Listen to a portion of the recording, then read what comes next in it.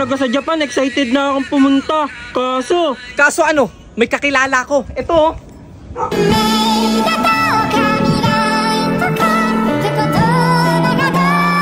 Uy, gagi, may taga-Japan oh.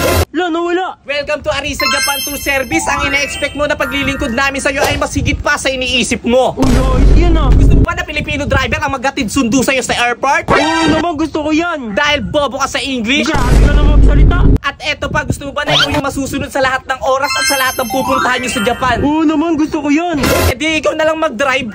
Hindi ka marunong mag-drive eh. Pwes ka mag-isa mo. Pero joke lang dahil mag-e-enjoy ka dito kay Arisa Japan Tour Service. Dahil kay Arisa Japan Tour Service, lahat ng service ibibigay namin sa'yo.